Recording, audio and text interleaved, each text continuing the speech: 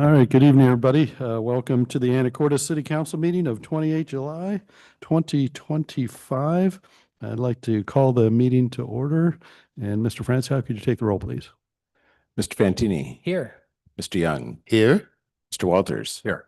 Ms. Cleland McGrath. Here. Ms. Moulton. Here. Mr. McDougall. Here. Ms. Hubick. Here. Thank you. Would you please join me in the Pledge of Allegiance? Flag.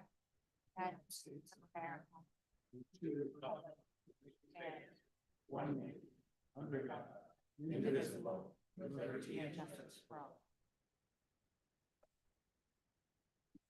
All right, I probably should have started my announcements with, we have some technical issues, and you probably won't know if you're trying to watch Channel 10, but we have some encoder issues, which means we can't live stream or broadcast on Channel 10. But if you're on YouTube, you're seeing it already. And if you're not, you can text your friends to go to YouTube if they like to watch Channel 10, because we're not broadcasting on it. Okay, other announcements I have. There's been a lot of folks coming to council and interested in the Guimas Island Ferry Electrification Project. And this is the county puts this number out, an estimated $45 million project that includes shore electrification.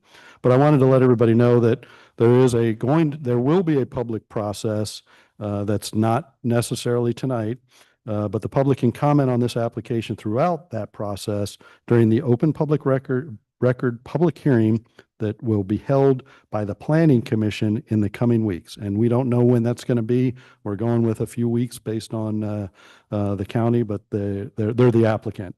But this application is currently not before City Council for consideration. We want to ensure that all public comments are properly added to the record.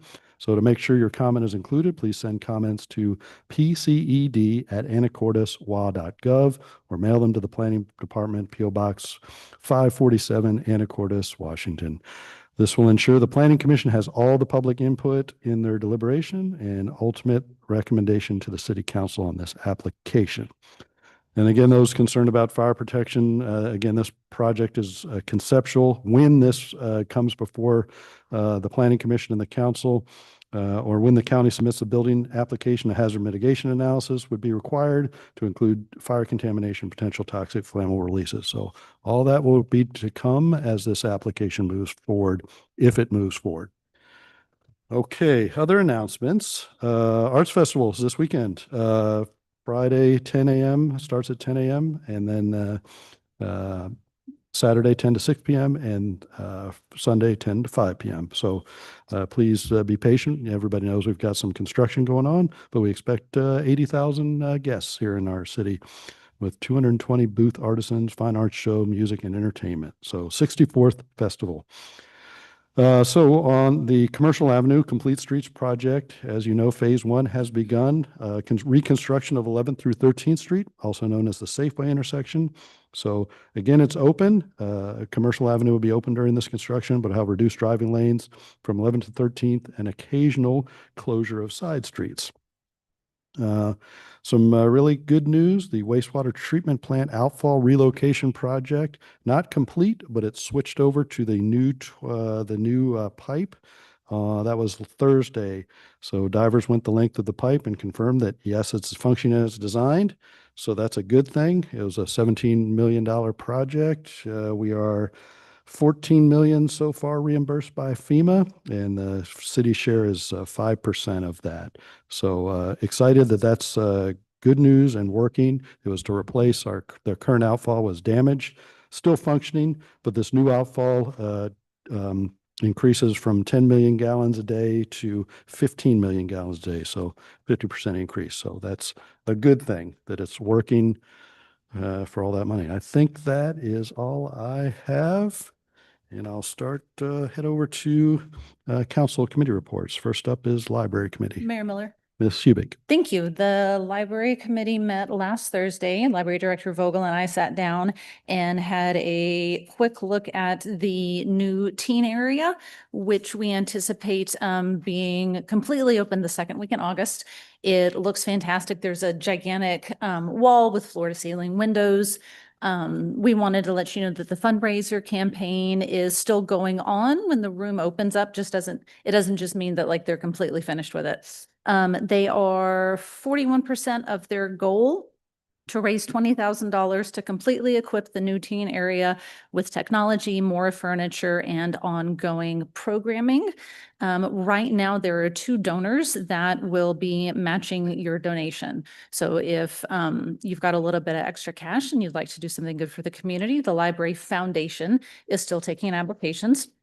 The Friends of the Library, a different organization that also supports the library, are looking for people to help run their bookshop.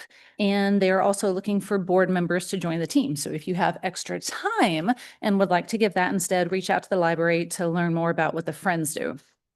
The summer reading program has started, and thanks to a generous grant from the Skagit Community Foundation, every Anacortes public school elementary student got a summer reading log and a free book. This is something that's just quite frankly near and dear to my heart. I grew up in Texas where it's hot. And so you sit inside and you enjoy your air conditioning and you read books and you read books and you read books.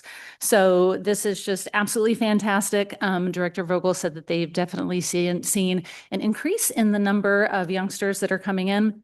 So that's just absolutely fantastic. They're also doing a lot of work with classes and demonstrations and like learning how to do Lego robots and learning how to juggle, seeing the firefighters read story time out at Storvik Park. So there's plenty of stuff to do to keep people active and engaged this year. Also wanted to let you know that there are a ton of other programs going on. Make sure to check the library calendar. There are book clubs, there are after hours Dungeons and Dragons programs going on. There are makers guilds where you can learn how to sculpt or learn how to do beadwork. I also wanted to highlight that there are some really good music things happening through a grant with the Manuary Jazz Foundation. They are also doing a promotion at the Anacortes Arts Festival. There's the jazz stage. So there's going to be really good jazz music Friday, Saturday, and Sunday. And then the Manuary Jazz happens first Saturday of the month at the farmer's market. Yeah, the library's just got a ton of really good stuff going on. One of the other things that I wanted to make sure that we mentioned as we start getting ready to talk about budget season, one of the things that council tries to make sure that we communicate is making sure that we understand where our money is going and how we prioritize essentials from nice to haves. And in reality, library, museum, parks, these are things that are nice to have as much as they are important to our hearts and to our well-being. You can't live without running water, but you can live without a library for a couple of months. So one of the things that is being taken into consideration, it's not officially a cut, it's just something that we may have to put off for a little while, is figuring out how to work on an interlocal with other Skagit libraries. There's transit funding that's going to have to be considered in order to get books from different libraries to our library and back and forth. There's new software that's going to have to be purchased. There's a lot that needs to be taken into consideration. And when you're looking at a department that has a very small budget, small numbers look like a very large percentage increase. So I just want to make it clear to everybody that as we head into budget season and we start talking about this 1% tax increase that we have historically taken every year, these are things, these are programs, these are departments that this 1% increase to our constituents will continue to support.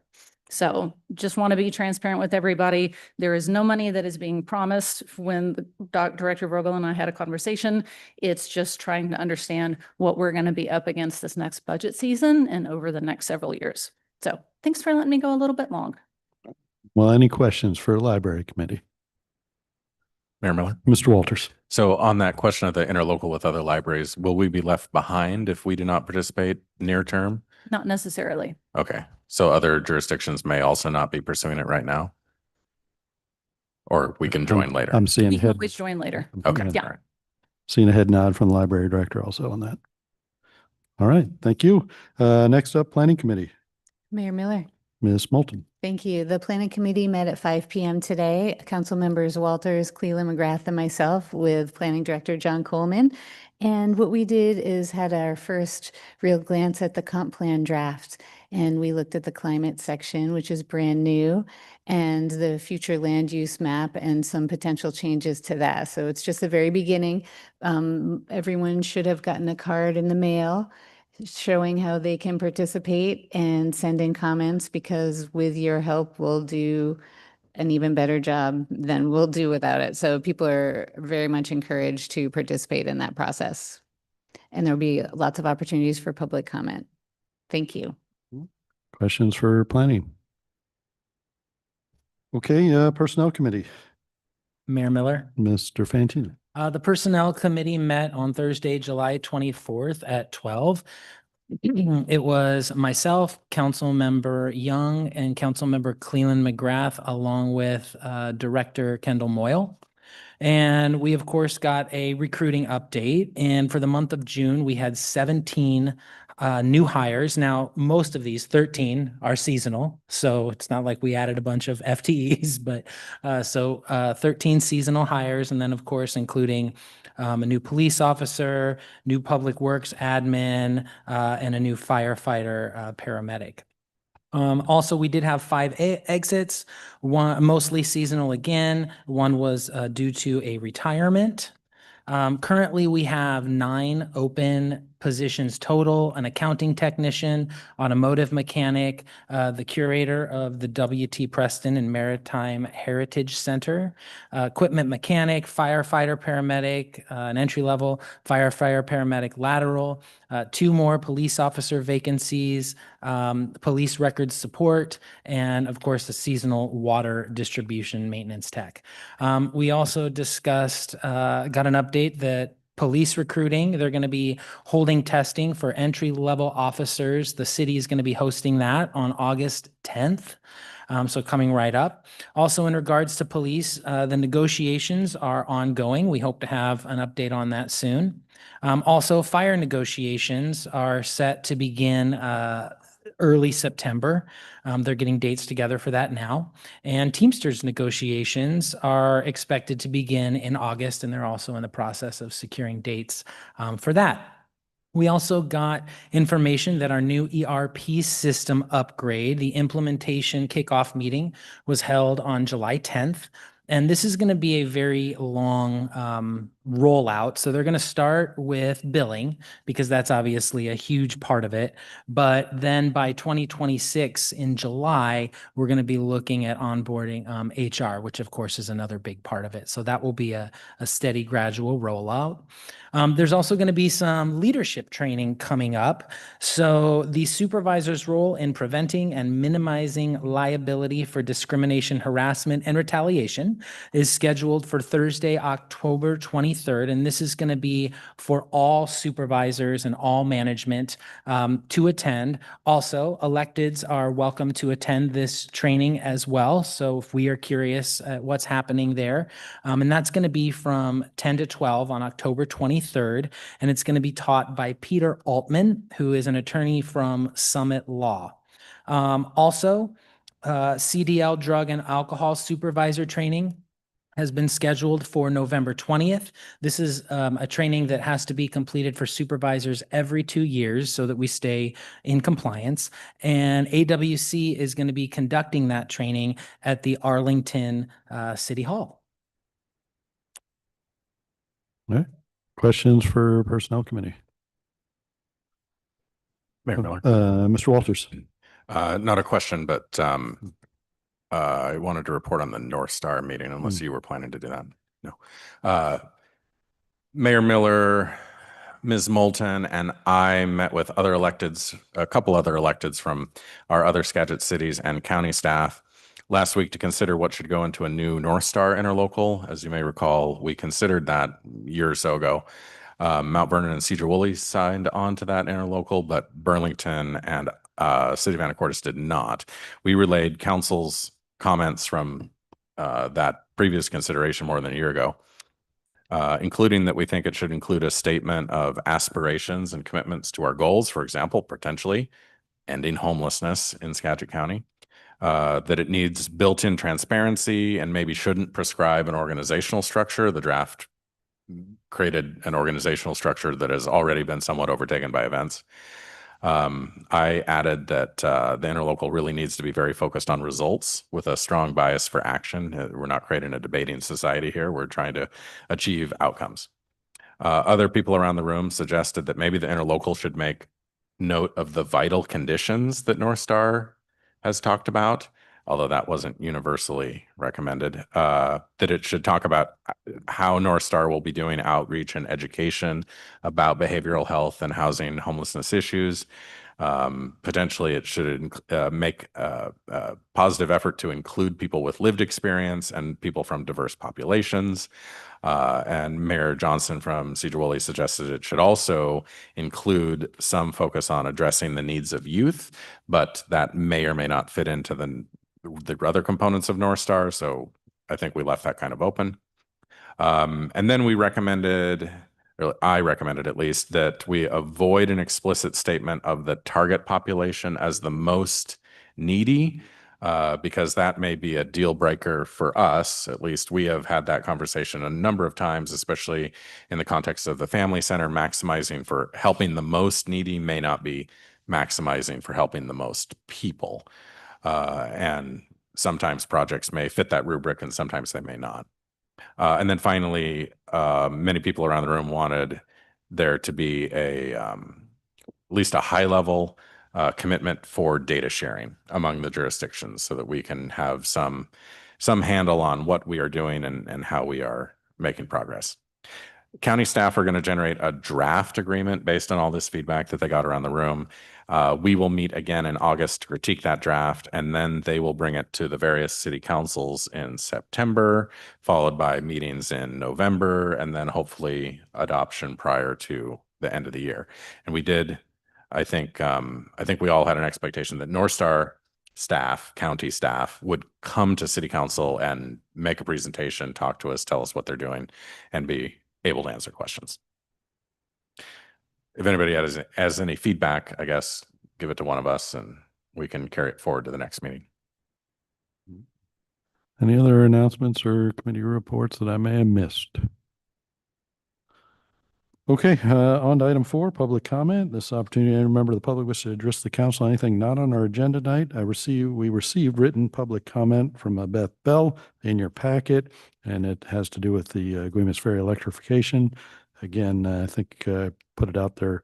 There's going to be a process. It's an organized process. If you're building something on the shoreline that expensive, it's going to come to council. So I've got one person signed up for public comment, Cindy Camp. The topic is, yep. Oh, okay, because MPD topic, I was making up acronyms, I wasn't sure, but Metropolitan Pool District, now I got it, thank you. Yep, we'll hold you for then. Okay, anybody else, anything not on our agenda? Check online. Okay, we will move on to our consent agenda, items 5A and B. Council. Mayor Miller, Ms. Hubick. make a motion to approve consent agenda items A and B. Second. Motion by Ms. Hubick, second by Mr. Young to approve the consent agenda. All in favor signify by saying aye. Aye. Any opposed? Motion carries. On to item 6A in other business. This is an interlocal agreement between the city and the port for design and construction of an event facility.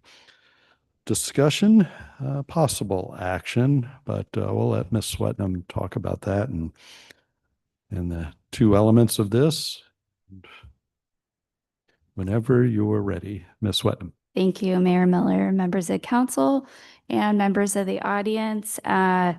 So I've kind of joined these two items, 6A and B, together because they're two phases of the same discussion. And I want to mention, while this is pulling up, that we're joined by some members of the port. Director John Dumas is here. I saw Commissioner Pittis in the back, and I think Commissioner Ottenbright is here as well. So thank you to them for joining us for this discussion. So tonight we're introducing to council for the first time for all of council, two interlocal agreements that move forward with plans between the city and the port to develop and construct and run an event center in the port's West Basin area. So I know we like maps. Here's a map of the site plan that shows the overall area. And you can see here the proposed site is this kind of footprint that's shown as development area C. This whole map kind of looks foreign. This is part of the port's plans to redevelop their West Basin area. You can see, if you can see my cursor, this is 9th Street. This is R Avenue. So this is what the realigned 9th Street and R Avenue area would look like. This is where the event center would be, and you can see there's overflow exterior space that's going to be located in the proposed green kind of park space that the port's anticipating next to that facility. While design is not final, there's a conceptual design here. And you can see kind of this curvy road. This is 9th Street. This is R. And this is what the building looks like from I'm going to get this wrong, from the northeast, right? Close enough. So that's the waterfront. That's what the facility will look like. So to provide some background, these agreements and this concept have been vetted by the port and the city through the Port City Liaison Committee meetings, and also some additional meetings beyond that to really collaborate. And that's been a really successful partnership and collaboration. And the product that you see in your packet tonight is a reflection of lots of hours of hard work between leadership from the city and from the port. You all may recall back in April of 2024, the port and the city executed an interlocal agreement to cooperate and fund conceptual design of this venue. And so that's where we got that conceptual design on the previous slide. The contractor construction contractor, the consultant that the port has engaged to do that work is RMC Architects. And they've also attended some of the Port City Liaison meeting and interacted directly with both city and port leadership. So as I mentioned, this project is part of the port's West Basin redevelopment. So there's other moving pieces related to this facility, including the port's plans to update the parking lot that will be next to the facility and improve the streets adjacent to it. I want to mention that the port introduced these interlocal agreements, although commission didn't take action on them, but they introduced them at the July 17th, 2025 meeting. That was really helpful. I attended that meeting as well as the council members on the Port City Liaison. So we appreciate the port including us in that meeting and that they've come tonight to show support. So to start with the design and construction interlocal, the term of that agreement is from execution through December 31st, 2028. It provides a lot of the ground rules about how the parties are going to move through the remainder of the design process and manage construction of the facility. And a lot of that is done through a port city project team with up to 3 representatives from each agency. And there are touch points throughout the process where that group will provide feedback to the consultants working for the port on the design and construction. So the high level conceptual overview of how this will work is that the port will construct the property on port, or the facility on port-owned property. They're going to manage construction, and the city will reimburse the port for those costs, including half of design costs and construction costs.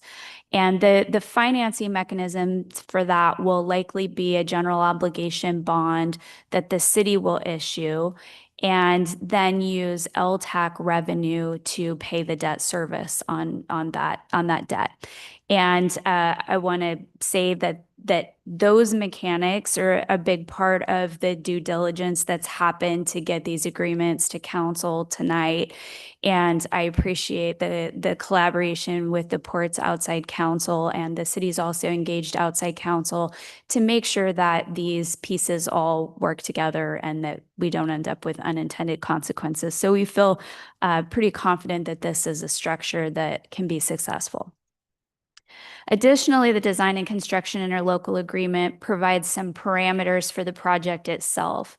So the estimated project cost is $9 million in 2024 dollars. Again, the facility will be constructed in the West Basin redesign area.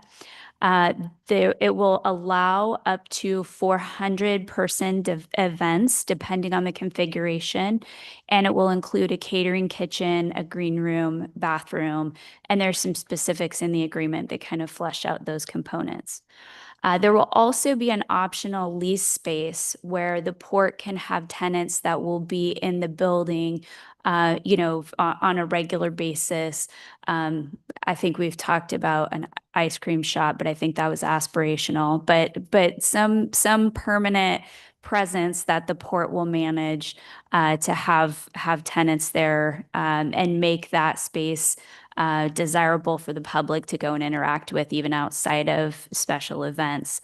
And that piece of the project will be constructed at the port's sole cost. So the city won't be reimbursing the port for that piece of the project.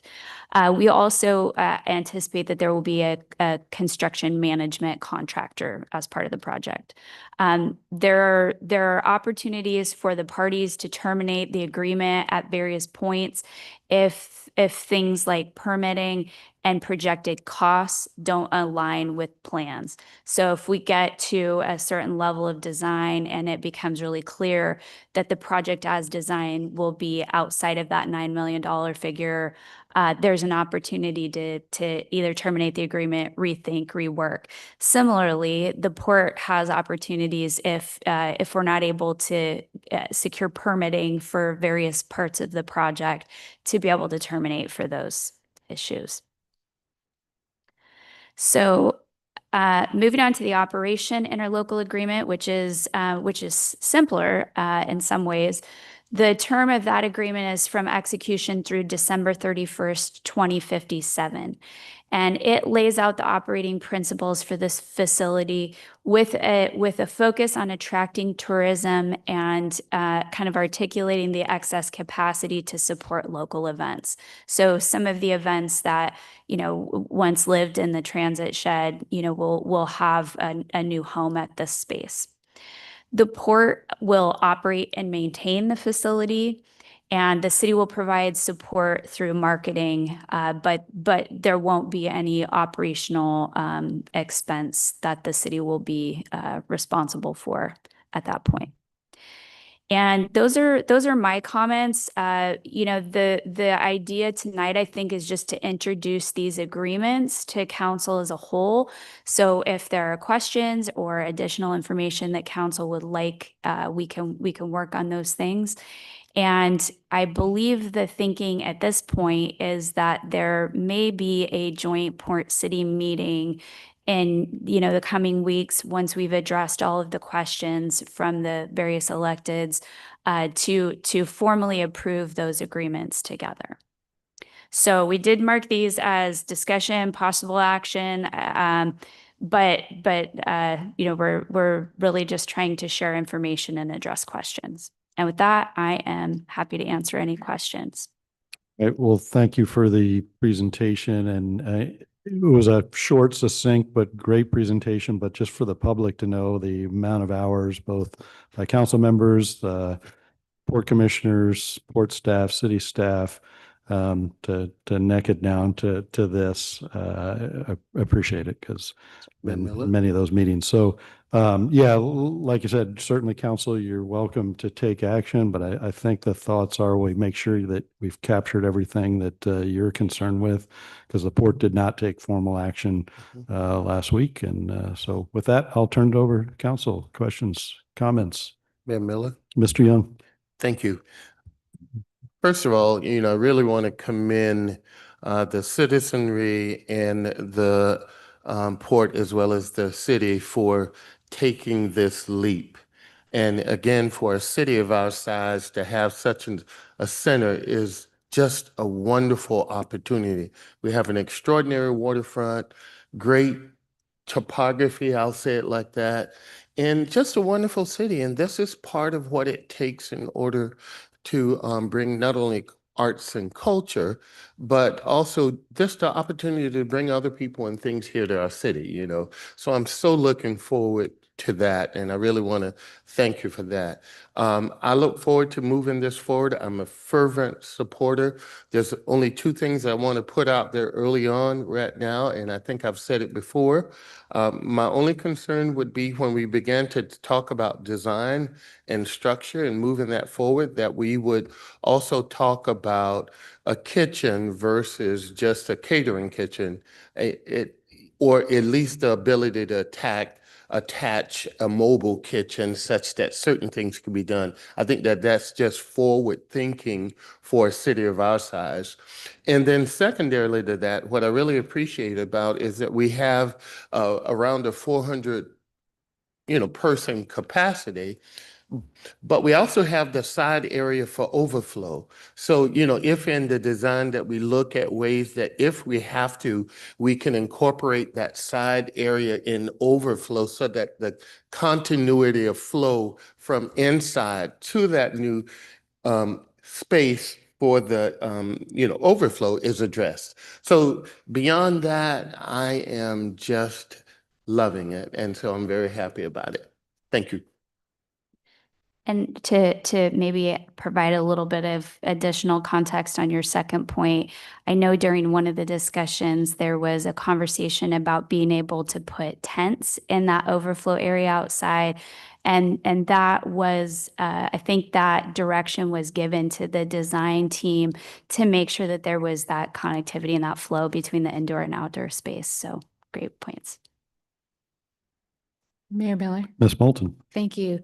I have a couple of questions about the operations section of the operations ILA. And one of the points is that the port will annually make the event facility available to the city or the city's designees for at least 12 days over the course of the year. And I'm curious as to if that's related to nonprofits or local fundraising events that we've enjoyed in the past at the transit shed? It is, yeah. I don't, there are a number of community nonprofits that have events on on an annual basis. And there was a lot of discussion about wanting to make sure that those organizations had a place, and how do we reflect that in the agreement? And because the agreement is between the port and the city, it seemed cleanest to make those days available to the city, which the city can then, make available for those nonprofits. So. Okay, great. That'll be interesting to see how that plays out. I know we have some traditional ones, and I wonder how many we've had. This is getting into the weeds, but then when new events come up, that might be a little bit challenging to. I mean, I love that that's there. So I guess that will all be figured out as we go forward. And my other question was in that same section, and it talks about the city assisting with marketing, and that may take the form of a contract for the use of lodging tax with a local marketing organization. That sentence is a little confusing to me about the contract for the use of lodging tax, but beyond that, the local marketing organization, are we thinking are there specific thoughts on that yet? I mean, again, it's early, so if it would be the Downtown Anacortes Alliance, or if it would be the chamber, or Is that sort of the direction that that's tending? I don't personally know the answer to that, but one of the other committee members might have insight on that. That was certainly my understanding. Okay. Okay. Thank you. Mayor Miller. Mr. Walters. Yeah, we currently let a contract with the chamber every year for marketing for Anacortes. So this would be kind of a logical place to include a writer in that contract that thou shalt advertise the event center as well. But however that evolves over time, I mean, the language is fluid enough so that it can evolve over time. I would note firstly that this is the conceptual design that we left off with sort of fall of last year. I don't think we've really engaged the architects since that time when we finished up the conceptual design contract that we executed at the beginning of last year. I do expect that the design will continue to evolve because we need to talk to user groups. We also have had some discussions about how can we reduce the cost of the facility, because even at $9 million, we don't have a complete funding solution for it. You know, the mechanism would still be the same, right? You bond it and then you pay for the debt service with some funding source other than general revenue. Lodging tax is that funding source, but at $9 million, the amount of lodging tax is probably not something that any of us are really comfortable with. So we need to fill that gap or cut the cost of the facility. And so we've all been looking around at other facilities and how other facilities do things a little bit more cheaply, maybe with not 3 stories of glass in the front, and maybe with 1 roof instead of 3 or 4 roofs. And so I think we can reasonably expect that through further design, we will be able to further reduce the cost of the facility. I'm not in favor of reducing the capacity of the facility. I think we've spent quite a bit of time with user groups talking about 400 and kind of really locked in on that. That makes a lot of sense, especially for future growth, but including even some events that would use that space today. But I do think that we should expect that cost to come down. And if the cost doesn't come down, I don't know that we will be able to actually build the facility absent other grants or other funding sources. But it's still worthwhile to get started, you know, go through that design process, land on the price that we think that it makes sense at, and then see if we can fill that in. I would remind all of us that Mount Vernon built something like a $50 million garage and library and paid almost nothing for it because they were able to obtain the grants that were a variety of grants. They braided a lot of funding together to pay for that whole facility. So I feel very confident that we can do this, but we don't have it 100% figured out yet. And that's why we would enter this interlocal to proceed with design, multiple opportunities to get out of it, as Ms. Swetnam recounted, if we have to. I don't foresee that, but we've covered all our bases. Mayor Miller. Mr. Fantini. I just wanted to take a moment to really show great appreciation for everybody that has been working on this project so far, particularly Ms. Swetnam, Mr. Walters, who has really driven this bus and kept us on track. I feel like this is a really good bookend because it does allow us to now explore funding options. You know, I think that this could be a really great jewel for our community, but I think we are at a time where funding is important, and knowing how we're going to pay for something, having that LTAC fund is a great boon for us. I know we're going to hear more from finance tonight on how those funds are looking, but it is going to take a little bit more coming together, not just in shaving down design, but also finding those funds. I'm very optimistic that we can do that. And I'm just really appreciative of all the work that has been put in by the Port City Liaison Committee and both the city staff and port staff to get to this point.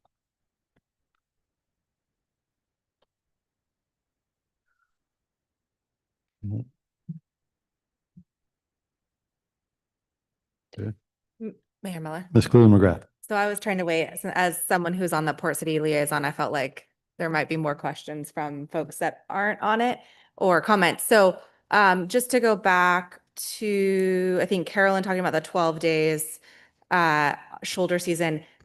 the amount of discussion that had to happen between both the port and the city to clearly set expectations that would be able to be understood by future people sitting in the seats that are not us took a lot of time and effort. So I do want to say that while it seems simple, that took a lot of work to get it to the point where the port felt like that, or at least from my perspective, the port felt that they could commit to the 12 days while not being responsible for taking the heat of how do you determine those 12 days. It really made sense and kind of what their liability is for it to be nonprofits and things like that. So that I want to say that there was a lot of work done tweaking the different points over the last year and really not doing anything with regards to the design and picture and pretty finished product. It's really, we've spent the last month working on, or not month, the last year working on the design and construction interlocal and then the operations interlocal, trying to really build trust and clarity on what those expectations are and when things may and will go awry or unexpected challenges, that we've got a plan in place so that both entities can find a solution that we are all can work with and the steps to get to that solution. So I just want to say that thank you to the port, thank you to the port commissioners, to staff, to the two kind of entities, two attorneys couple of attorneys that had to work on these things. It was very complicated. It was even as complicated as talking about how do you bond something like this? How do you use the LTAC funds so that we know that if we are working with the port to move forward on this project, that if and when we go to bond that we are all in compliance for those purposes. So I think that that's all those things that we aren't discussing right now. We had a lot of discussions prior to that. Talking about the cost, this is a nice picture. We're going to have to figure out how to make that cost come down, simplify the building. I appreciate we had a lot of meetings also outside of the port, but with user groups. The port did a lot of this work 10, no, I guess it's been more than 5 years ago, closer to 10 years ago now, working with the user groups, understanding what the needs are of the community.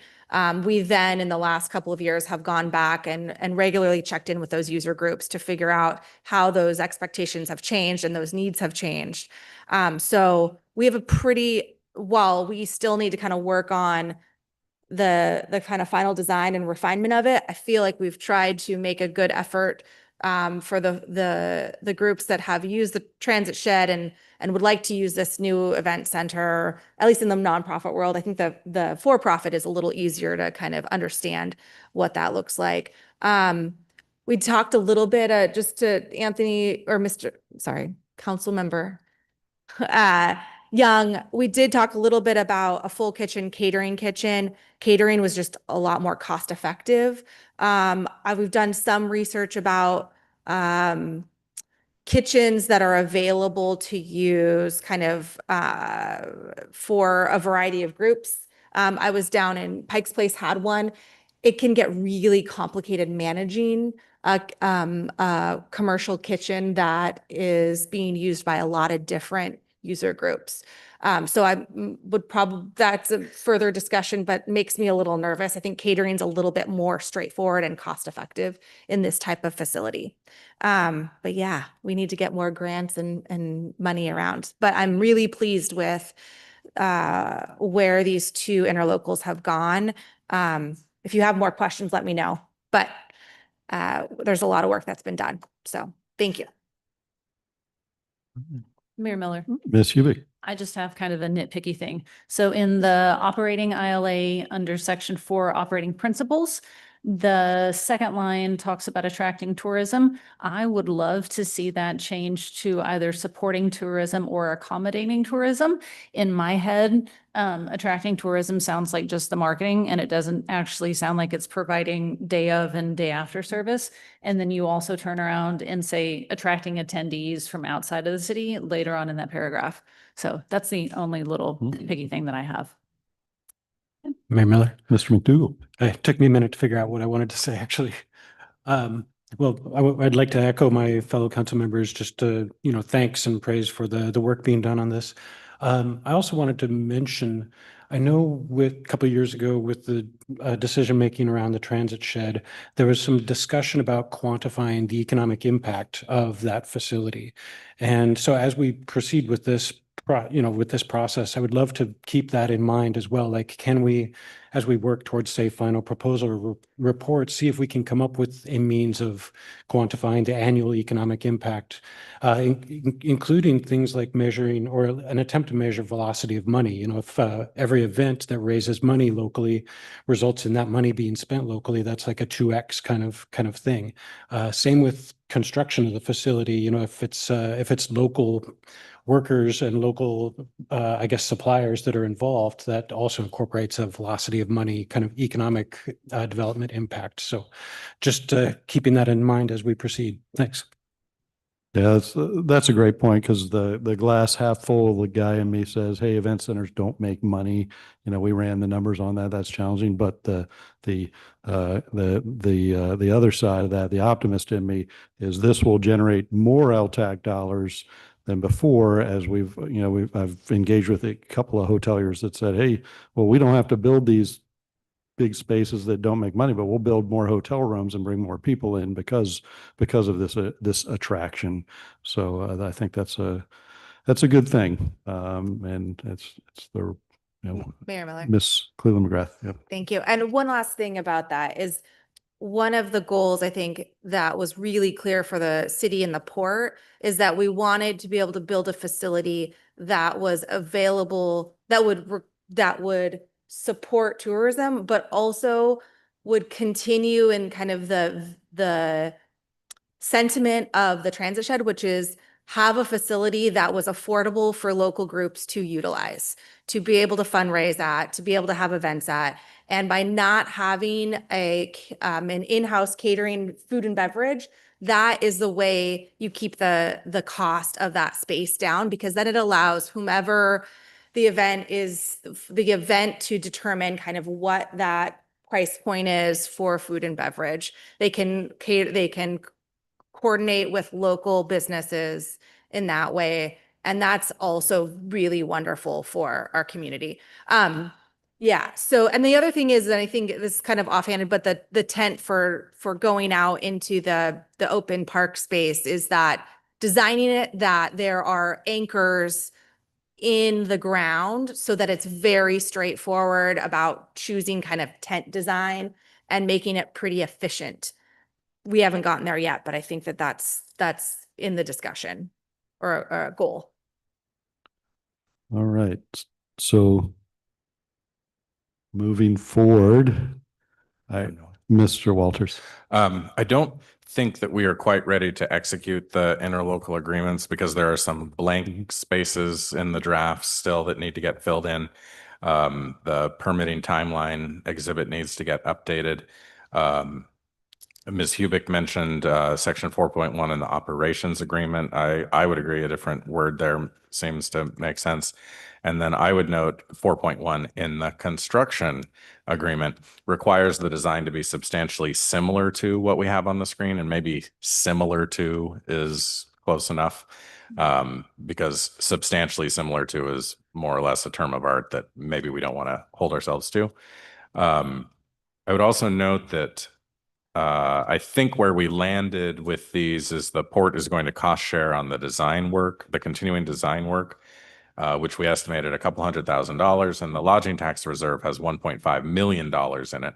So we can cover the continuing cost of design without affecting our status quo in terms of lodging tax allocations. So it's still, we have some minimal amount of risk at this point. we can get going with the design and see where we land, and then ultimately continue on course or exit if it just isn't feasible for us.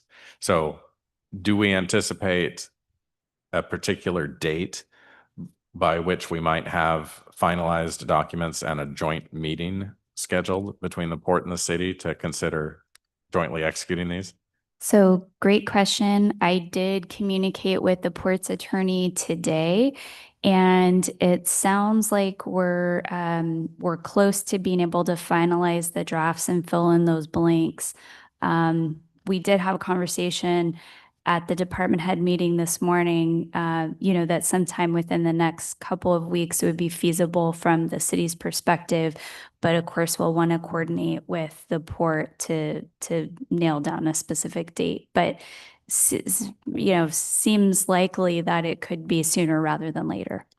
Yeah, at this meeting, we want to make sure council didn't have any big items that were going to take a lot of staff work to put together. And so it doesn't sound like too many big items there. So we'll just have to coordinate with the port to come back for, that's where I was going with moving forward. Next steps would be kind of formal adoption by both the port and city and at a joint meeting. We'll just have to figure out the time soon. Any other questions before we come back at you with a date, not tonight? Okay, well, thank you. All right, next up, we're already to 6C, which is interlocal agreement with the Fidalgo Pool and Fitness Center. Discussion item with possible action, and Ms. Swetnam gets to stay anchored at the podium. Thank you, Mayor Miller. This is a shorter slide deck. Okay, so tonight for council's consideration, we've brought back items 6C and 6D. 6C is an interlocal agreement with the Fidalgo Parks and Rec District that lays out, as we've discussed, kind of the responsibilities for election-related costs and election materials for placing the Metropolitan Park District proposition on the November general election ballot. So not much has changed with the interlocal agreement since we talked last week, but I did want to feed back to council on a couple of questions that were raised and also highlight the updated version of the resolution that has kind of reflected some of that research that we've done. So this is the section of RCW 3561020 that talks about ballot proposition language for metropolitan parks districts and says that this was the discussion about a broad purpose Met Parks District versus a special purpose Met Parks District, and says that the council, in adopting its resolution that establishes the ballot proposition language, can limit the purpose of the district as well as what the maximum tax levy rate will be. So I just wanted to remind council of that discussion. And where this has evolved is I communicated with the pool district, and since last week, based on their kind of conversations with their attorney, have asked that we make this a special purpose Met Parks District. And so the change that reflects that is this language here. I don't know if you, oh no, sorry. Should have known better and didn't do that. This language here that says to operate the Fidalgo Pool and Fitness Center campus. So that really articulates the single facility, the single area that this Parks District will manage. And that anticipates then that the city has to have a limit of that 12 cents per thousand of assessed value on the initial levy rate. I wanted to kind of answer a couple of questions that came up during last week's discussion as well. Councilmember Walters asked whether we could add in the ballot proposition language, that this was something that the pool district requested. We're at 74 words, so it became a space issue. There was a question also about whether the Met Parks District can do a levy lid lift, and they can. The statute that kind of limits the taxing authority, property taxing authority, applies to metropolitan parks districts. And so there is the opportunity to do a levy lid lift. And the chapter 3561 that talks about Met Park districts also specifically says that they can do voted bonds as well. So there's opportunities for additional funding in engaging with the voters at a later date. And then the question about whether the limit can only apply if it's a special district, that has kind of become overtaken by events because of the request from the district to limit this to a special purpose district. So at this point, I think we've done a lot of engagement with the pool district and with the county. This seems to address a lot of the comments that were brought up previously. And so staff is recommending approval both of items 6C and 6D, but I'm happy to answer questions. And I know both of those items are open to the public as well. Yeah. Okay. So before I turn it over to council, Cindy Kemp, you want to come up?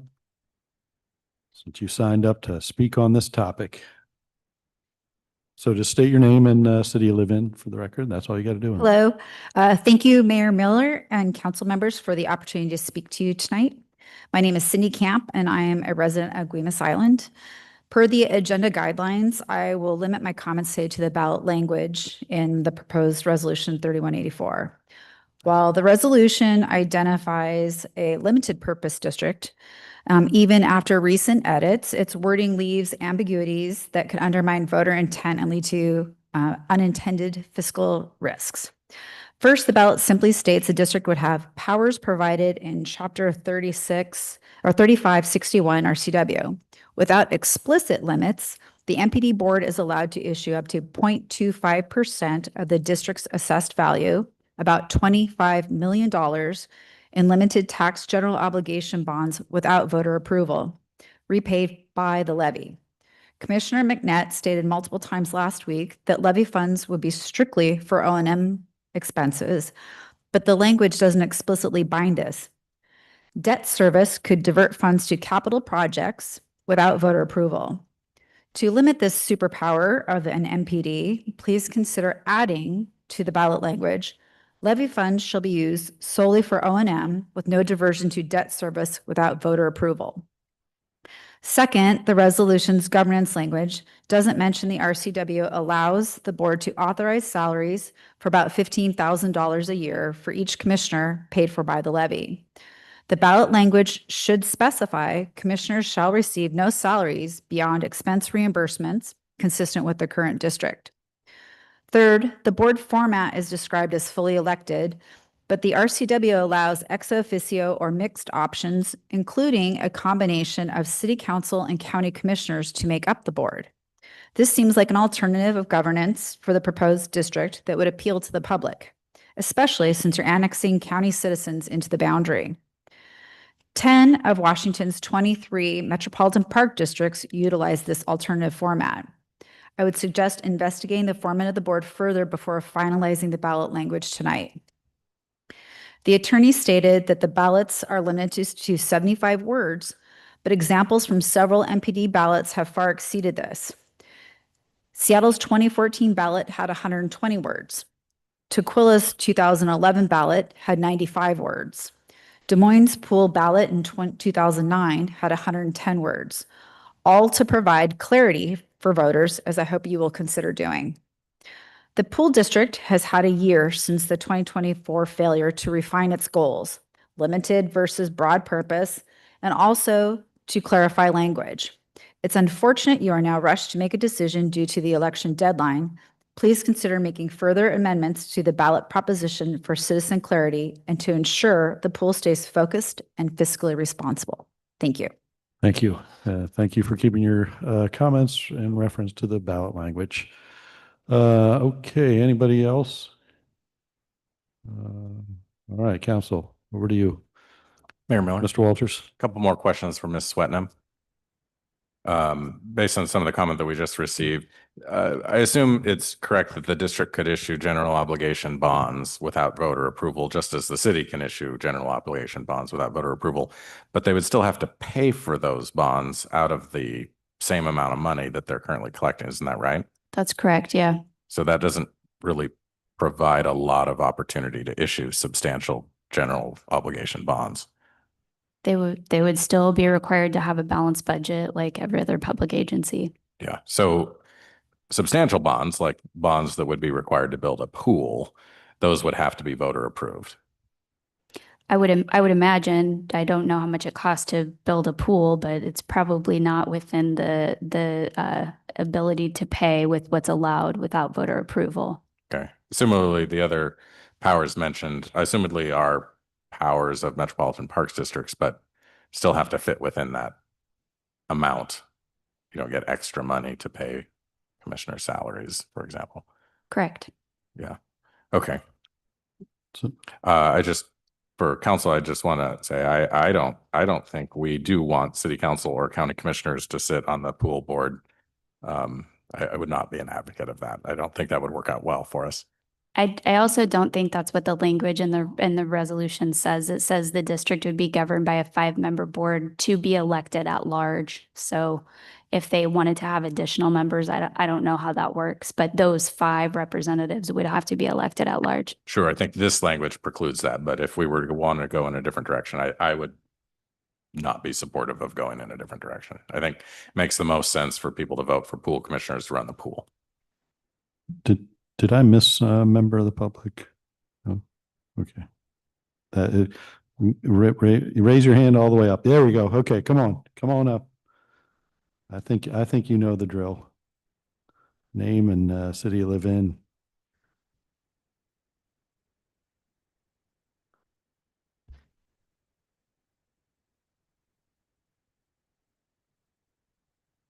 Suzanne Roner, Anacortes, thank you for this opportunity. I think I heard that this would be a limited, and when I look at the language, I don't see that word up there.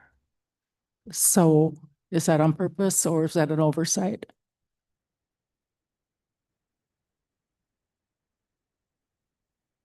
Don't know the answer to that question. Is it Okay, in the just wanted to title? point it out, Yep. and maybe we can put it in there if That's what I that's what the intent is. Thank you. I can answer that question. We aren't required to specifically say this is a limited purpose Metropolitan Parks District, but a limited purpose Metropolitan Parks District, as it's defined in the statute, is specifically identifies a facility that the district supports. So the magic language here is to operate the Fidalgo Pool and Fitness Center campus. That language under the description in the statute makes it a limited purpose parks district. So that's a great question. Council, any other questions? Mayor Miller? Mr. Fantini. I just have a process question. So you talked about that should this pass, there then becomes a 5 at-large elected board. And if I remember from the last time this was on the ballot last year, it was the resolution was on the ballot, and so was the election of 5 commissioners.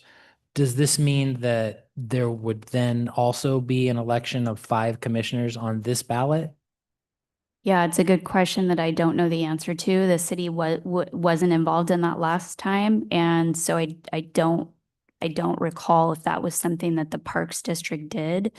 Maybe Eric, yes, it was something separately that the Parks District did to get those 5 positions on the ballot. So that would happen for this ballot as well. Yes, the full district is saying Okay. yes. Council's not required to review that No. language. Council Yeah. doesn't want No, to it's review it. important for the public to know Yep. that. Mayor Miller? Mr. Walters. Well, I think that in collaboration with the pool district, we have really improved the language here. You know, we have restricted the uses of this metropolitan park district to what I think we all understood was the use, the pool and the pool campus. And we have restricted the amount that the future pool district, the metropolitan park district, can levy as a tax, which I think helps answer a bunch of questions. I mean, people may still disagree, but I think it reduces a lot of uncertainty around the prior ballot measure. And I'd be happy to approve for the county's review anything the pool district wants. But if the pool district wants this, I think this makes more sense for the pool district and for the voters who will otherwise have a lot of the same lack of clarity that they did last time, with kind of the open-ended, just fundamentally the open-ended nature of a metropolitan park district. So I'm very much in favor of moving this forward. It in my judgment, it really is up to the pool district, the existing pool district, the one that is asking for this. But I think we've had a great collaboration here to result in some better language. And so long as everybody is on the same page, I'd move it forward now. Mayor Miller, Mr. Fantini. one other quick question. So, and again, because I don't know, to Ms. Camp's point earlier about the number of words that you can have on there, is that because that's something that's governed by like each county determines how many, or did that change since 2011 or since? No, it's there is a 75 word limit that is in state law. So those are consistent with it as well. Where the gray is the kind of enacting words before it. So when I count 75 words, I don't start at Skagit County. I start at a joint proposition to form a metropolitan parks district. So my guess is their description of, the agencies that are placing the matter on the ballot had more words up there. If you did just a word search of this paragraph, it would be over 75 words as well. So it's where the word count starts, and I would be surprised if any of those were not also within that 75 word limit, because I think it's a state law requirement. Okay. But thank you for- it's a great question and a good point to think about. Thanks for that clarification. All right, so before you is the interlocal that talks about the cost and then the resolution. So council, it's your pleasure. So 6C is the interlocal if you're interested in making a motion to move that forward.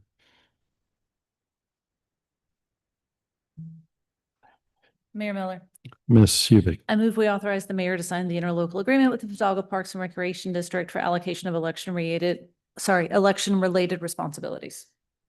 Second. motion by Ms. Hubick, a second by Mr. McDougall. Any additional discussion? Mr. Franciac, vote please. Mr. Young, Yes. Mr. Walters, Yes. Ms. Cleland McGrath, Yes. Ms. Moulton, Yes. Mr. McDougall, Yes. Ms. Hubick. Yes. Mr. Fantini, Yes. motion carries. Okay, resolution 3184, council. Mayor Miller. Mr. McDougall. I move to adopt resolution 3184 requesting that a proposition to create the Fidalgo Metropolitan Recreation District be submitted to the voters. Second. Motion by Mr. McDougall, a second by Ms. Hubick to adopt resolution 3184. Any additional discussion? Mr. Franciac, vote please. Mr. Walters, Yes. Ms. Cleland McGrath. Yes. Ms. Moulton, Yes. Mr. McDougall, Yes. Ms. Hubick. Yes. Mr. Fantini, Yes. Mr. Young, Yes. motion carries. Okay. Thank you. Good discussion. And we are on to item 6E, which is a finance update. So Mr. Hoagland's coming up here. We've got a couple of everything from 6FG and 6F and E, F and G. Thank you. That's all you, Mr. Hoagland. Thank you, Mayor, members of the council, and members of the audience. This should all look pretty familiar once it comes up. Same charts that I've updated on a quarterly basis, pretty much quarterly basis for a number of years now. So this is the kind of big overview of all of our different tax revenue streams. And it's easiest, I think, just to kind of look down the side here. And most of this data is through June month end, and I know it's already aging a little bit. We're just about into August, but I wanted to hold off this update until later in the month because we get we get sales tax around the 22nd through 25th of the month. So I wanted to wait till we got July sales tax. So you'll see that in here. But The rest of the data is through June month end. Property taxes were at 55% so far. Council may remember that we generally get property tax in two major tranches, and that's in May and November. Utility taxes, we'll talk more about. I will kind of, I guess, say right now, I need to, you'll have to take this with a bit of a grain of salt once we get to the utility tax. We have two parts to the utility tax revenue stream. Utility taxes charged on private utilities and those charged on the city's public utilities. We had our longtime senior accountant, Heiko Miles, retired recently, and one of his duties was the excise tax reports, which generated the revenues for the city utility taxes. There was a bit of a hiccup in that handoff. I may or may not have had something to do with that. So I beg your forgiveness ahead of time. We'll get that squared away, though, in the near future. Sales tax, we'll talk more about this at 48%, which is pretty typical. We get the majority of our sales tax, or our heaviest sales tax funds come in the summertime. Real estate excise tax, it's at 28%. What we've collected so far is about 600,000, 2.1 budgeted, the majority of that coming out of reserves. TBD sales tax, that's goes directly into Fund 104 for our overlay program, the affordable sales tax. And you can see all these are tracking at roughly the same percent. The affordable housing sales tax is passed through to the AFC and Housing Authority, 536,000 in public safety sales tax is passed through to the county that helps pay for the jail, 170,000 in leasehold tax, criminal justice sales tax at 278,000. So sales tax, want to talk a little more about this. So we do have data through July. The way this chart is laid out, the green bars is the monthly budget, if you will, and then the orangish bar is that same month actual revenues. So when we set the property tax estimate for the year, we do set it at the total level, but then we break that up on a monthly basis based on historical collections. So through July, you can see looking at, and then the line part of the chart is the cumulative. So blue being the budget and the red line being the actual. So you can see we're exceeding our budget right now by 6%, 6.3% at 3.2 million in collections versus a $3 million budget. Looking at what we have collected so far this year compared to last year, we're up about 4.9%. Looking at the total sales tax trend, if I can bump this up a little bit. Kind of our historical collection here. So the purple row is the sales tax receipts January through July. So that's the month of receipt is 2 months after the month that the sales tax was generated in. So July receipts is from sales tax that was generated in May. But this is looking at the historical collection January through July. You can see at 2025 this year, we're at 3.2 million collection, about 4.9% ahead of where we were last year. You can see last year we were down compared to the prior year, which was down compared to the prior year as well. But kind of looking at the trend for each of these months, you can see it's kind of trending in the right direction. It seems to be a bit of positive news. Mayor Mr. Young? You may, Mr. Hoagland, you may speak to this later in your presentation, but at some point I'll be curious to weigh what were those increases attributable to, and it would be a window to what's really resonating, what's happening now versus what's not happening. Yeah, Okay, that's thank you. great question. Very astute question. Maybe great minds think alike here. So what I did is just kind of quickly, I looked at the top 10 NACSES codes for July, looking at 2025 July versus 2024 July.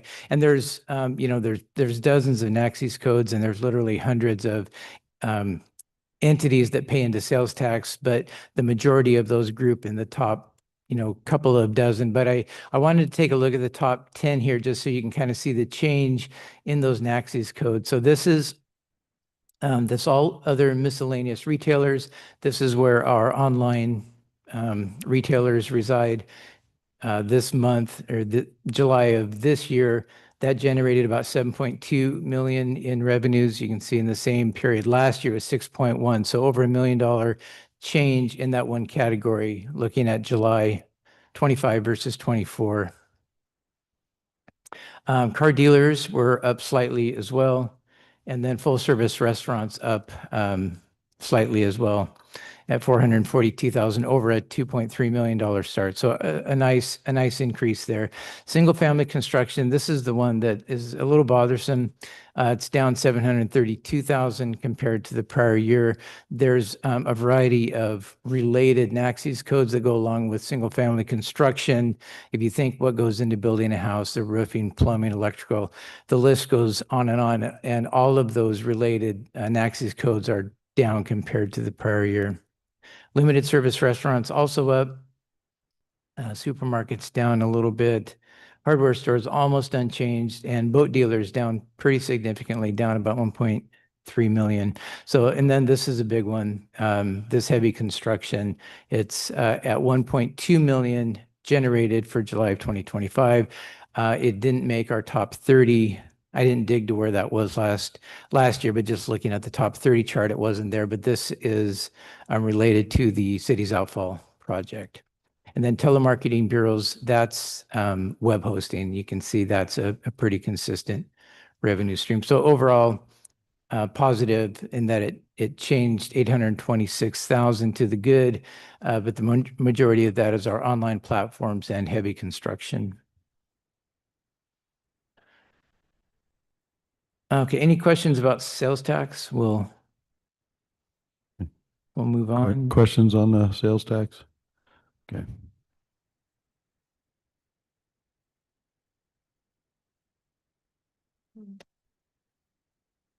Okay.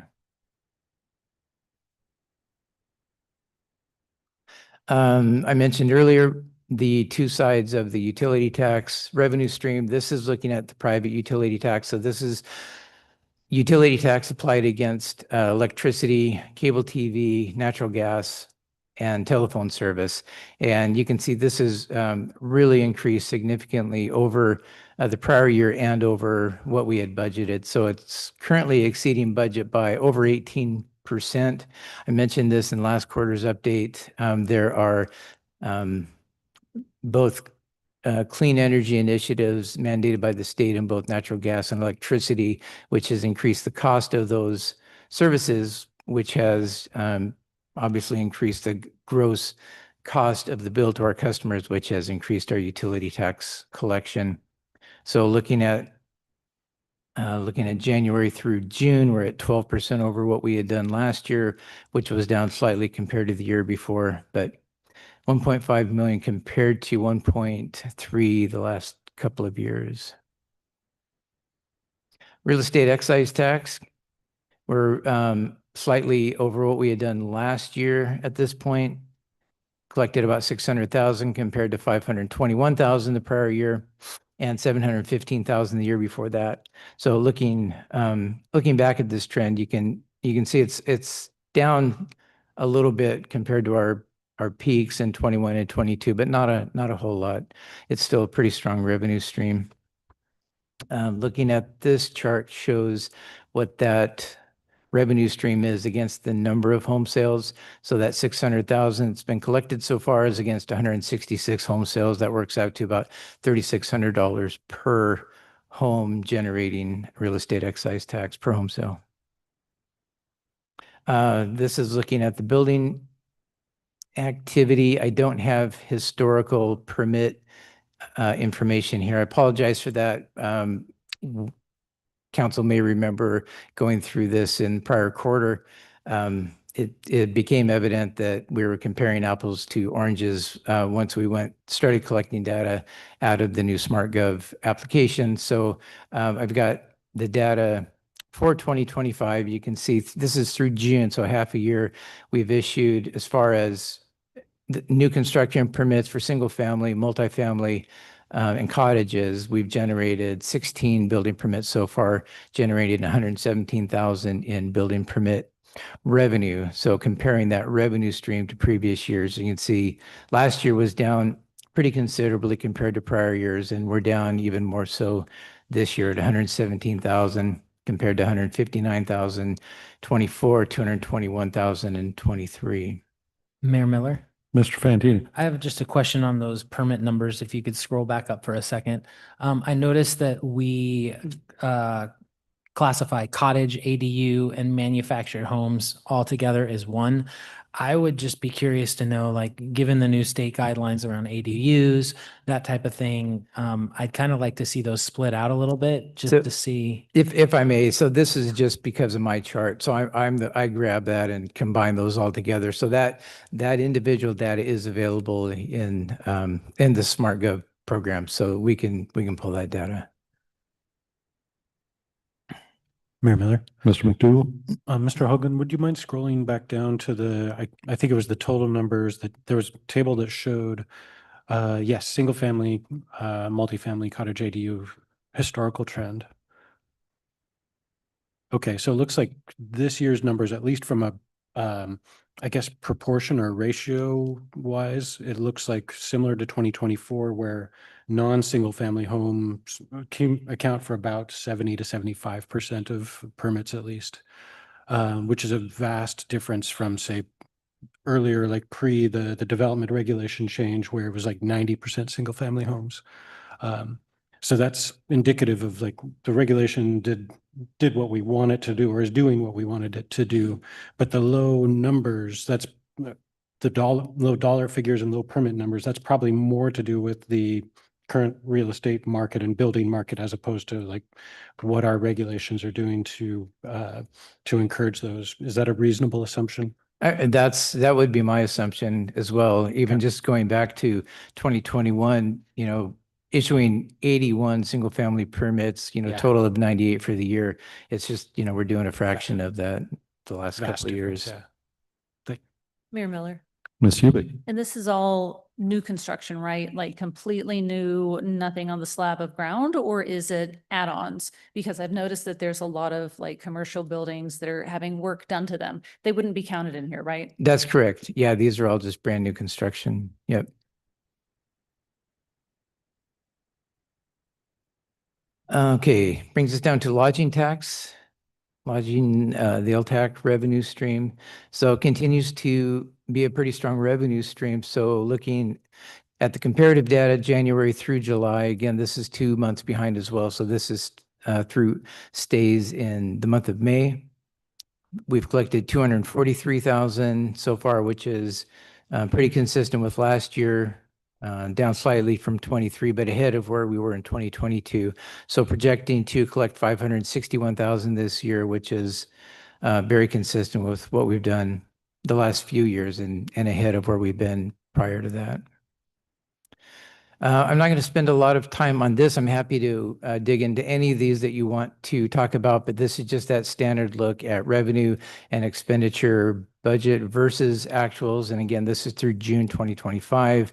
The funds are outlined both by number and the name of the fund. The revenue budget is the top row, expenditure budget, the bottom row. You can see in the general fund, for example, revenue budget of 35.6 million. We've collected 15.8, so we're at 43% of revenue collection, which is pretty much where we want to be, 50% through the year, but there's a large portion of our revenues in the general fund relying on property tax. So that second tranche will be coming and even things out later in the year.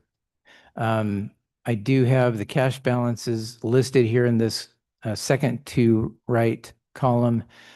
In the general fund here, these 3 lines, the 1.1 million, this is our general unrestricted operating cash. And again, this is through June month end, 5.3 million in the rainy day fund and 8.9 million in restricted, which is the primary restricted cash balance. There is the unspent bond from the bond issue last year that supported the fiber build out. Parks and Rec, all of these are trending very normally what we would expect to see. I would point out here in the road maintenance fund, we've collected 990,000 so far, 42% of the budget. We don't have any property tax allocated to this fund this year. This is all TBD tax, solid waste utility tax, motor vehicle fuel tax. Fund 105 street construction, this is very almost totally reliant on grants and real estate excise tax. They're just getting those projects going this year as of June month end. Washington Park looks strong again. As we drop down through towards the end of this chart, the funds that start with the 400 level funds, those are the utilities. All of those are tracking, meeting expectation at this point, and I have the revenues for charges for service outlined over here in these little boxes. So I like to track those separate from the capital just to make sure our estimates for charges for service are reasonable. And all of those are meeting expectation at this point. Be happy to answer any questions that you may have.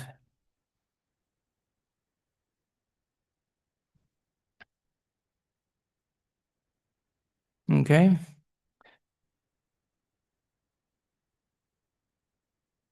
I think the next item is a budget amendment. If you're ready, I can move on to that. Okay.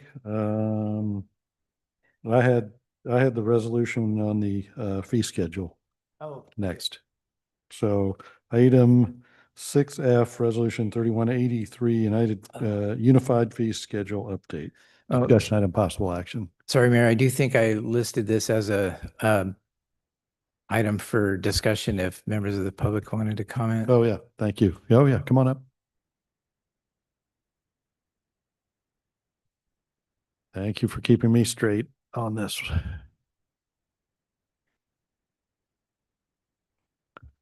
Hi, Courtney Orrock, Anacortes, Washington, and I apologize if this crosses items, but Mr. Hoagland, I saw on there your LTAC projection was 560,000 for this year. And am I correct that half of those LTACs were going to be for the debt service on the building, the event center? Not yet. Not yet, but that would be the source of the debt service, Yeah, would be half of that? That would be the Okay. Okay. So I'm just trying to figure out in my head how much we could afford at that. So thank you. Thank you.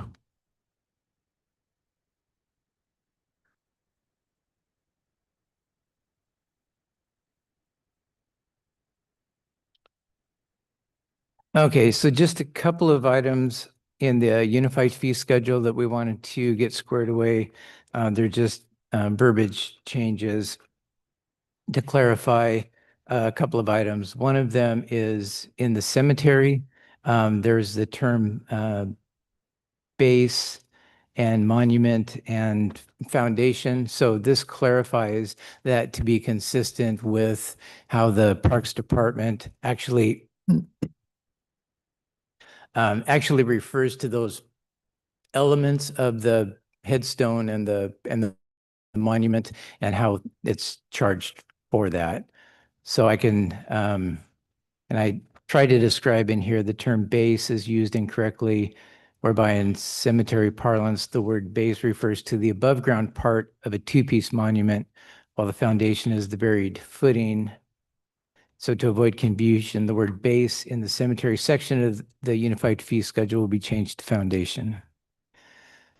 In the planning section, there was also a clarification requested by the planning department. And it is in reference to stormwater review. The current unified fee schedule states for more than 2 reviews billed at an hourly rate, the requested change would be for a minimum requirement 1 through 9 projects, applicant pays 100% of the third-party review. For minimum requirement 1 through 5 projects, city will cover the cost of up to 2 third-party reviews. After that, applicant will pay 100% of third-party review cost. So there's no actual change to any of the fees being proposed. It's just a verbiage change. All right, council questions.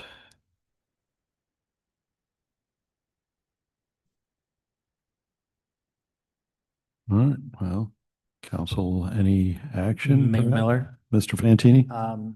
if there's no more questions, I move to approve the resolution 3183 adopting the proposed edits to the unified fee schedule. Second. Motion by Mr. Fantini, second by Mr. Young to approve resolution 3183. Additional discussion. Mayor Miller. Mr. Walters?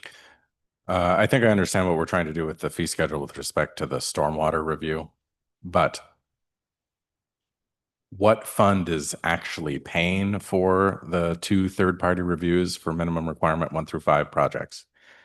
When it says the city will cover, what fund is covering that? Yeah, my understanding is it's for stormwater, so the stormwater fund. Okay, that I don't agree with.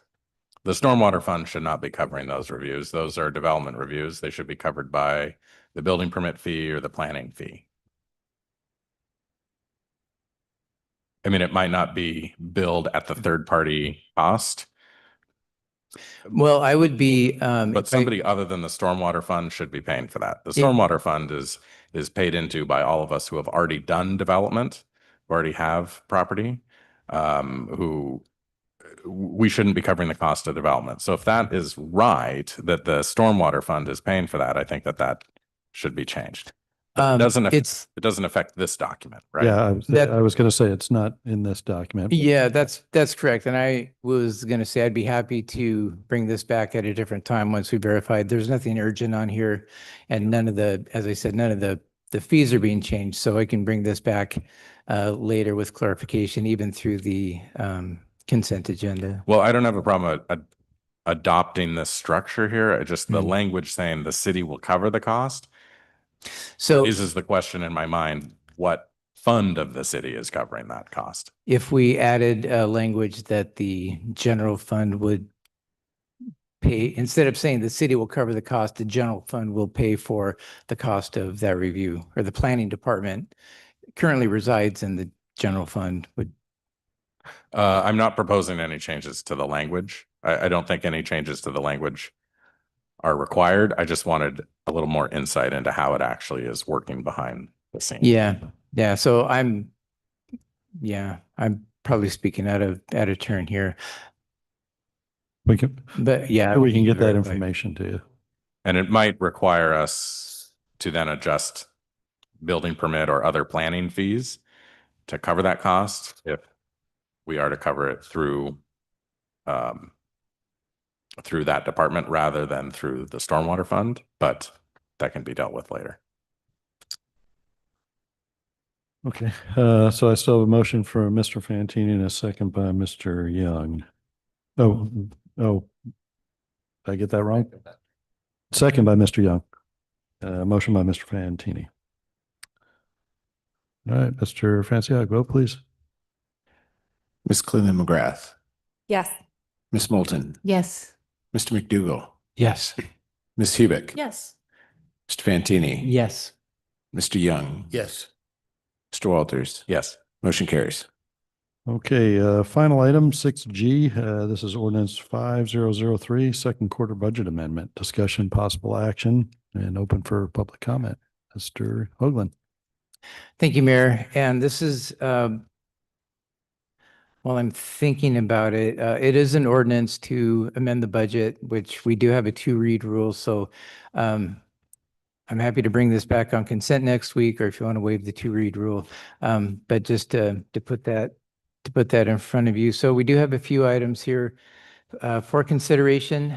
We did have, there was just kind of going through the whereases here. So there was a pickup truck that was ordered. This is a replacement truck of a hand-me-down. So it's a replacement, but there's no replacement charges.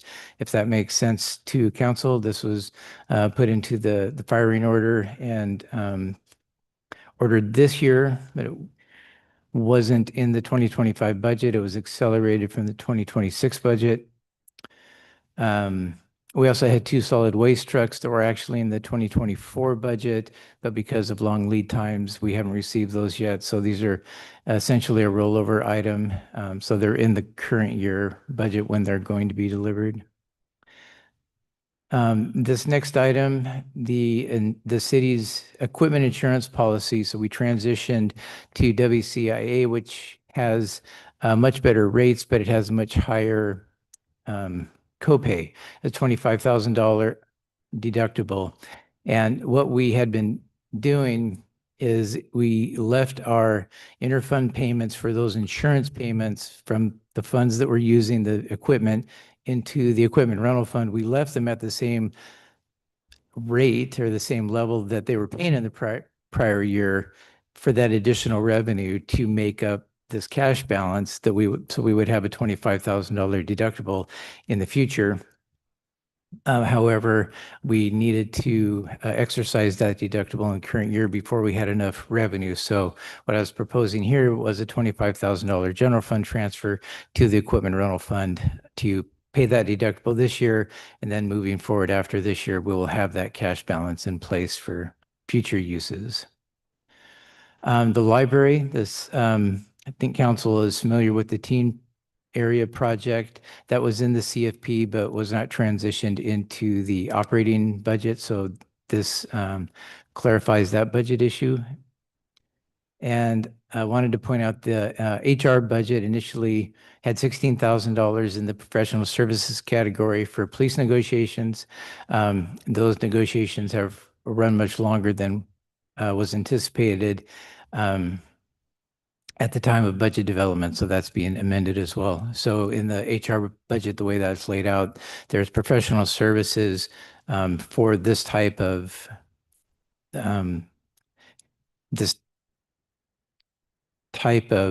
contract negotiations and for each of the different contracts. So that's what that is. Here's what the data looks like: the fleet vehicle, solid waste trucks. The funding source for that additional pickup truck, we're planning on using the FEMA replacement money, $25,000 transfer to ER&R for that copay, $290,000 for the teen area, and that's all being funded with foundation donations, and then a $20,000 amendment to the labor relations category for the HR budget. Be happy to answer any questions. And again, I think this one's open for public comment. Any member of the public wish to comment? All right, council, again, up to you. We can bring it back on consent. We could take action with the waiver, but over to you all. Mayor Miller. Mr. Fantini. I would prefer to bring it back on consent only because I feel like every time that I have voted to waive the 2-read rule, somebody has walked in and asked me a question about it the next day. So I would prefer to bring it back on consent. Unless, and again, if there's an emergency need or something that we need to do with it right now, I would understand, but. Yeah, I don't believe there's any urgency there. So again, you can take a look at it. If something we missed at your leisure, ask any further questions. Right. And if it makes sense to council, I'll put it on consent next week and okay. All right. I think there's a consensus head nod there. Okay. Well, no further business before the council. I'll adjourn tonight's meeting. Have a great night.